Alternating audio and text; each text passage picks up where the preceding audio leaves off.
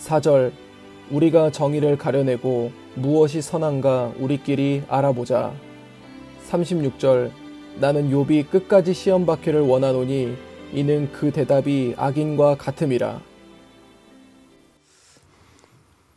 네, 오늘 이 시간 욥기 34장의 말씀을 우리가 함께 나누면서 하나님의 말씀을 우리가 함께 묵상하고 주님이 주시는 교훈을 살펴볼 수 있기를 원합니다. 우리는 어제 엘리후가 욥에게 이 자신이 가지고 있는 생각을 이제 가감없이 말하는 그런 장면을 우리가 함께 살펴봤습니다. 그런데 여기서 조금 이상한 장면이 하나 있습니다. 뭐냐면 엘리후가 말하면서 욥에게 내가 말할 테니 당신은 답하라라고 얘기를 했거든요. 그런데 우리 욥기를 보면 엘리후의 말에 욥이 답을 하지 않습니다.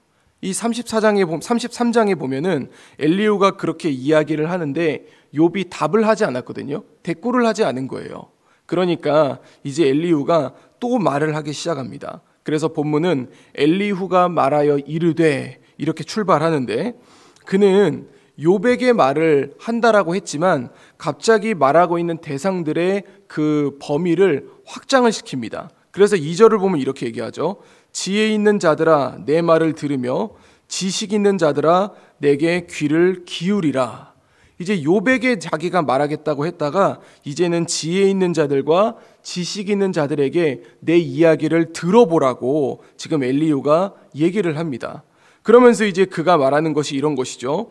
우리가 정의를 가려내고 무엇이 선한가 우리끼리 알아보자 라고 얘기를 합니다. 그만큼 이제 욥은 자신의 말이 맞다고 얘기를 하고 있고 이제 엘리바스를 포함한 세 친구들 그리고 엘리후는 또 자신의 말이 맞다고 그렇게 얘기를 하니까 지금 이제 엘리후는 지혜 있는 자들, 지식 있는 자들 우리 모두 함께 모여서 우리가 정말 진짜 정의가 무엇인지 우리 안에서 한번 가려보자라고 그렇게 얘기를 합니다. 그러면서 이제 욥의 말을 인용을 하는 거죠. 그래서 욥이 내가 의로우나 하나님이 내 의를 부인하셨고 내가 정당함에도 하나님이 나에게 상처를 주셨다라고 얘기를 합니다. 그러면서 이렇게 얘기를 하죠. 어떤 사람이 욥과 같겠느냐? 그는 비방하기를 물 마시듯이 한다. 정말 많은 비방을 하는 사람이다. 그래서 악한 일을 하는 자들과 한패가 되어 악인과 함께 다니며 사람이 하나님을 기뻐하는 것을 무익하다고 얘기하고 있다라고 그렇게 얘기합니다.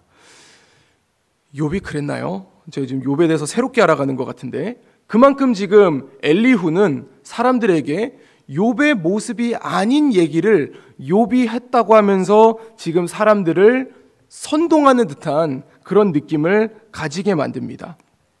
그러면서 이제 엘리후가 얘기를 하는 거죠. 11절을 보면 하나님은 사람의 행위를 따라 갚으사 각각 그의 행위대로 받게 하시나니 지금 이 엘리후의 말이 누구와 똑같습니까?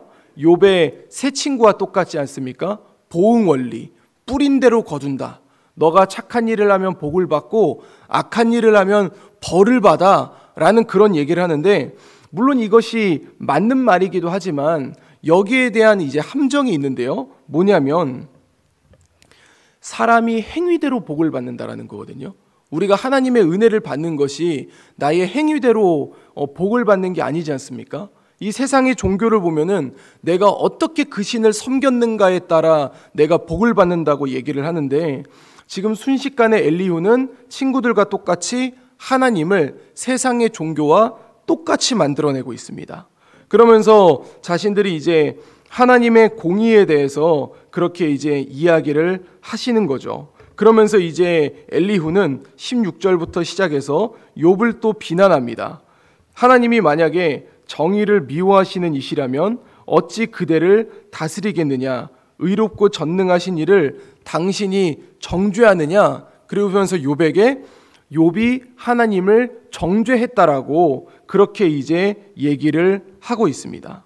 그러면서 이제 엘리후는 욥에 대한 이야기를 계속 이야기하고 하나님이 얼마나 정의로우신 분인지 그거에 대해서 얘기하면서 결론적으로 그는 31절부터 시작해서 욥에게 그 친구들과 똑같은 얘기를 합니다. 뭐냐면요, 너의 숨겨진 죄를 빨리 하나님께 회개하라고 말이죠. 그래서 31절도 보면은 그대가 하나님께 아뢰기를 내가 죄를 지었사오니 다시는 범죄하지 아니하겠나이다 라고 욥에게 말하라고 하는 거죠. 너 잘못했으니까 그렇게 되는 거야. 그러니까 빨리 변명하지 말고 말도 안 되는 얘기하지 말고 빨리 하나님께 회개해 라고 그렇게 이야기를 하고 있는 것입니다. 이 엘리후의 의견이 어떻습니까? 어떻게 보면은 자기 나름대로는 똑똑하게 얘기하는 것 같지만, 또는 욥의 친구들에게 당신들과 나는 다르게 접근하겠다고 얘기했지만 욥의 친구들과 지금 엘리후의 의견은 똑같지 않습니까?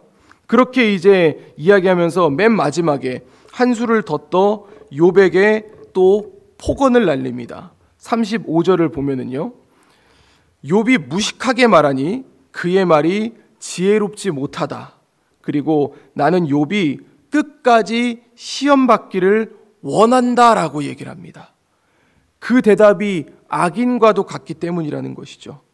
그래서 그가 죄에 반역을 더하며 우리와 어울려 손뼉을 치며 하나님을 거역하는 말을 많이 하는구나라고 하면서 오늘 본문을 마무리하게 됩니다.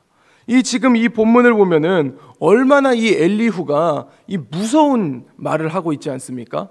우리가 같이 믿는 성도들 중에서 만약에 있다고 할 때에 우리가 어떤 사람에게 직언을 하거나 아니면 권면을 한다고 할 때는 어떤 마음으로 해야 되겠습니까? 그를 사랑하는 마음으로, 하나님의 마음으로 할 수 있어야 되는데, 지금 이제 엘리후는 욥에게 얘기를 하는 거예요. 나는 당신이 끝까지 시험 받기를 원해. 당신이 끝까지 벌 받기를 원해. 그렇게 지금 얘기를 하면서 오늘 본문을 마무리하게 됩니다. 사랑하는 성도 여러분, 저는 우리가 이 욥기 34장을 보면서 우리에게 주어지는 정말 달콤한 말 같지만 우리에게 위험을 가져올 수 있는 그런 구절을 우리가 함께 살펴보고자 합니다. 그것은 욥기 34장 4절입니다. 제가 한번 읽어드리도록 하겠습니다. 제가 읽겠습니다. 우리가 정의를 가려내고 무엇이 선한가 우리끼리 알아보자. 우리가 살아가는 시대는 굉장히 개인주의가 팽배해져 있는 그런 이제 시대입니다. 그래서 나 혼자, 내 거, 나만의 그런 이제 기호들을 선호하고 나만의 생활을 원하게 되죠. 그러다 보니까 우리는 교회에서 무슨 얘기를 하냐면은 우리가 살아가는 시대는 공동체성을 상실했다고 얘기합니다. 이거는 교회도 마찬가지고 가정도 마찬가지라고 얘기를 하죠. 그러다 보니까 우리가 이제 계속해서 얘기할 수 있는 것 중에 하나가 우리는 하나가 되어야 된다라고 얘기를 합니다. 그런데 우리가 이제 본문 34절을 보면 우리에 대한 이야기를 하면서 아주 위험한 말인데 뭐냐면은 우리끼리 알아보자라고 얘기를 합니다. 만약에 우리가 하나가 된다라고 했을 때 그 안에 하나님이 없다면, 우리가 하나가 된다라고 했을 때 하나님을 향한 방향이 아니라면은 우리의 그 하나됨은 무엇과 같아지는지 아십니까? 이 성경에 그 부분이 기록되어 있습니다. 뭐냐면 바벨탑입니다. 바벨탑 사건을 우리가 생각해 보면은 인류가 하나로 뭉쳐서 흩어지지 말자고 하기 위해 사람끼리 뭉쳤던 사건입니다. 그러나 그들 안에는 하나님이 존재하지 않았습니다. 사람끼리는 뭉쳤지만 하나님이 그 안에 계시지 않았습니다. 그것은 하나님이 원하시는 결과가 아니라는 것이죠. 그렇다면 오늘 본문을 통해서 우리가 기억해야 될 것은 무엇이겠습니까? 이 4절에 얘기하는 것처럼 우리가 정의를 가려낸다고 하거나 지혜를 구한다고 하거나 방법을 간구한다고 할 때 우리가 우리끼리 모여서 우리의 생각으로 결정하는 것이 아니라 하나님의 말씀을 바라보면서 그 말씀을 통해 지혜를 얻을 수 있어야 되고 그 말씀을 통해 정의를 세울 수 있어야 하며 그 말씀을 통해 우리의 방향성을 정할 수 있어야 한다는 것이죠. 그리고 우리끼리의 말로 정하는 것이 아니라 하나님께 기도하며 간구하며 그 뜻을 구해야 한다라는 것입니다. 우리가 이제 대면의 시대가 다가온다고 얘기합니다. 다시 모여서 사역을 시작한다라고 얘기를 합니다. 그럴 때 우리 안에 우리는 분명히 하나가 되어야 됩니다. 그러나 우리 안에 반드시 중심이 되어야 하실 분은 하나님이라는 사실을 잊지 않으시기를 바랍니다. 그래서 우리가 이 땅 가운데 세워질 때, 우리 가정이 세워질 때, 그리고 내가 오늘 직장이나 사회로 나아갈 때 내 중심에는, 우리의 중심에는 나의 욕심이나 아니면 집단의 이익이 아니라 하나님의 유익, 하나님의 기쁨이 온전히 세워질 수 있는 우리 재건부평교회 모든 성도님들의 삶, 그리고 우리 교회의 방향, 우리 교회의 모든 사역이 될 수 있기를 우리 주 예수 그리스도 이름으로 간절히 축원드립니다. 기도하겠습니다. 이제 오늘 받은 말씀으로 함께 기도하겠습니다. 하나님, 우리가 서로 하나가 되고자 할 때에 사람 중심으로 또는 사람을 위하여 하나가 되지 않게 하여 주시옵소서. 우리가 하나님 중심으로 하나가 될 수 있게 하시고 하나님의 말씀으로 세워지는 우리의 가정과 교회가 될 수 있도록 인도하여 주소서. 함께 기도하겠습니다.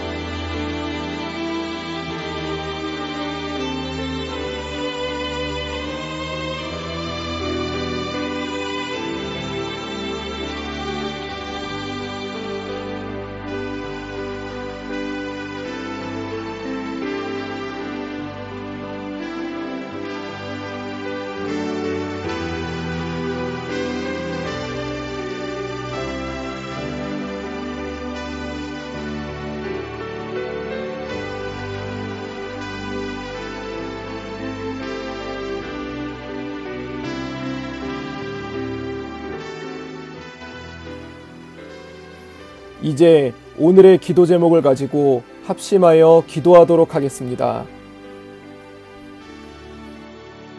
첫 번째 기도 제목입니다. 신앙이 연약한 성도들을 위해 기도합니다. 하나님, 우리 교회에 신앙이 연약해진 성도들이 있습니다. 주님, 그들의 마음 가운데에 예수님을 향한 믿음이 회복되게 하여 주옵소서. 그 믿음으로 예배하고 그 믿음으로 함께 사역함으로 말미암아 교회를 세워가게 하옵소서. 함께 기도하겠습니다.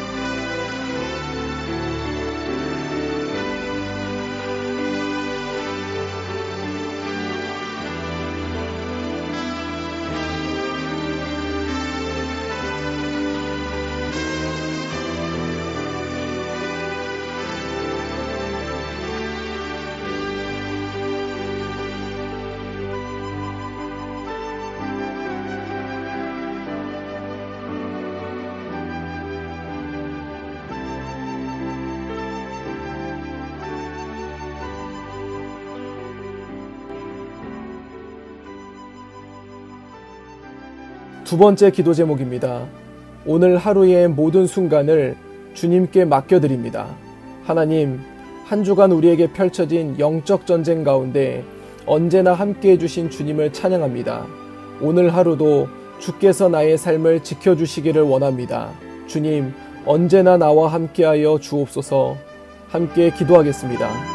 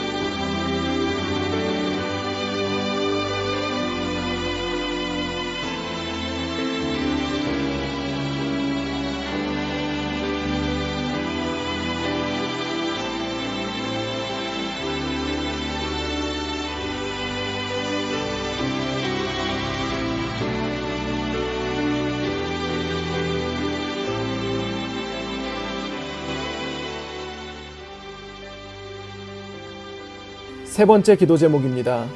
오늘은 금요기도회가 있는 날입니다. 하나님, 우리의 한 주를 주님 앞에서 찬양하고 예배하며 기도를 드림으로 마무리할 수 있기를 원합니다.